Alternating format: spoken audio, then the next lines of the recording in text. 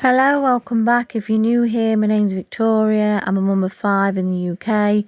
On this channel I do home education, homemaking and charity shop hauls. Today I want to talk about self-care for mums. We hear a lot about self-care in the face of a barrage of wealthy women on social media going off for regular nights out with the girls, trips to the hairdressers and nail bars, even whole weekends away to themselves.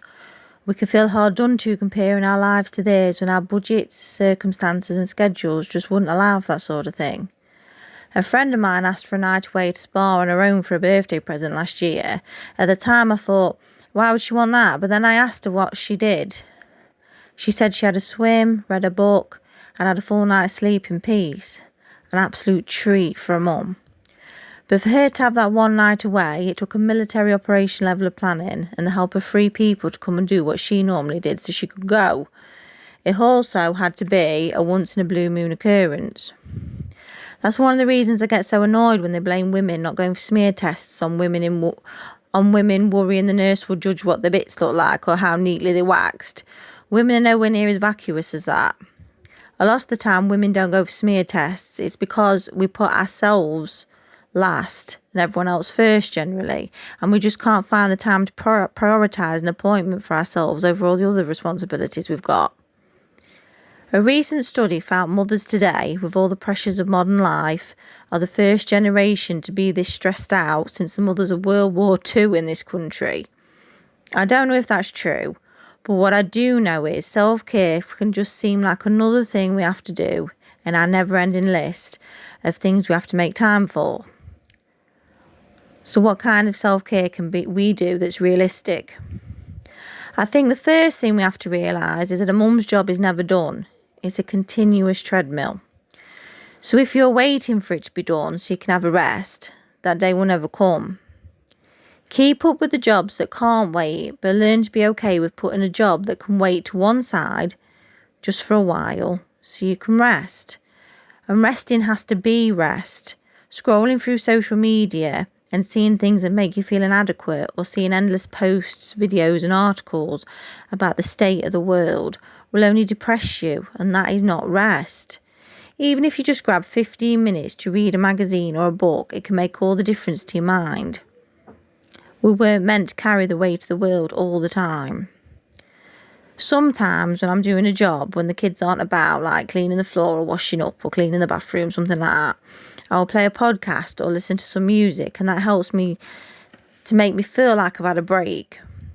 And with this court case and the husband being ill and other stresses of life, I found listening to a podcast when they interview someone humorous, or having on something funny like Bob Mortimer on Would I Lie to You telling his fantastical tales, it really brightens me up as I go about my jobs. Laughter is a great way of looking after yourself.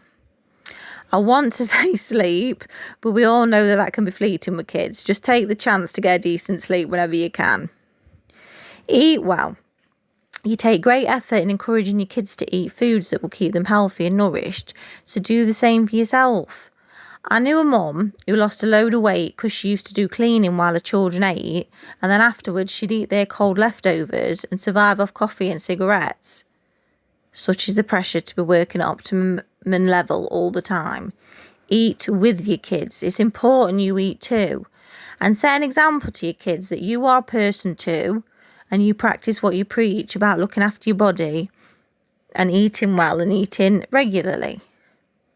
Get outside and move your body. You can take your kids with you if you need to. Blowing off some cobwebs and spending some time away from the jobs you have on your never-ending to-do list at home can be really relaxing. Basic pampering. You've got to make sure you're doing things that make you feel a bit better. Like make sure you're washing. It sounds daft me saying washing your hair, but the amount of times I've been like, right, I haven't got time to wash my hair and sit and dry it. Things like washing your hair, getting a nice body lotion, getting something nice for you. I've just bought some cold cream for my face to help me feel like I'm actually doing something with myself. Couple of minutes in the morning to pluck out the hairs in your chin. Just basic pampering. Do your nails. Just basic pampering that you can do at home on a budget, but it still makes you feel like your own person. And the main one the main source of realistic self-care for parents, apart from the basic pampering, make sure you eat, make sure you move your body, make sure you go outside, fill your mind with things that aren't full of doom and gloom to do with the world, is let go of perfection. You can't have everything done all the time.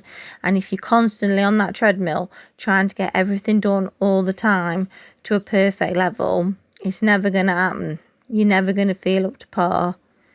These things are never going to be perfect, and they're never going to be complete. So you have to learn to be okay with that. Let go of perfection. It's not going to happen, kid.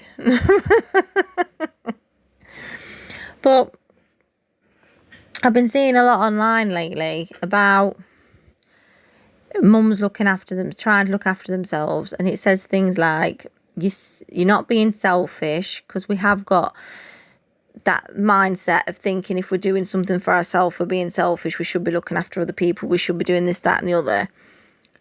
But you're a person as well, and you're taking care of your children's mother. You're saving your children's mother.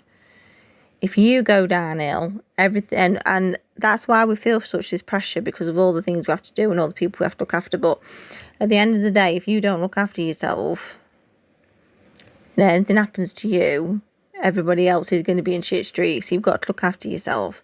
And it is hard, especially if you're in a challenging season in life, or a new season in life, like you've just had a baby, or you've just had to take on the care of an elderly relative, or you've just had to start going back to work as well as looking after the kids, or you've just took your kids out of school, or all these curveballs life's going to throw you. You've still got to make sure you try and look after yourself. And it won't be big grand gestures that cost lots of money and make loads of time away from your kids. It can be little things like buying yourself a new body lotion, or making sure you can sleep in an extra 20 minutes one morning, or making sure you can read your book for half an hour or something like that. But it all makes a difference to keep mum going, and that's worth doing. Don't feel guilty about looking after yourself. I think that's the thing I found hardest, because I always feel like there's something I should be doing or somebody I should be looking after, and I do find it hard to push myself to the top of the list. But since I got this chronic illness, and it's made me realise if I don't look after myself, I'm going to be ill. And if I'm ill, I can't look after my kids properly, or it's going to be really hard for me to look after my kids properly, or I'm going to be in pain. So I've been made to consider myself a bit more. And you don't want it to get to the point where you're made to consider yourself. Consider yourself anyway. You are a person as well. And you are a valued person in the family. And it's your life as well. And like I say, there was lots and lots of time to do the weekends away and the spa days and all the other things that cost money and take time before you had kids. And there'll be lots of time for that after you've had kids. So that level of self-care that you can do again will come back around. You just got to keep things ticking over till then, and keep yourself sane and keep yourself healthy.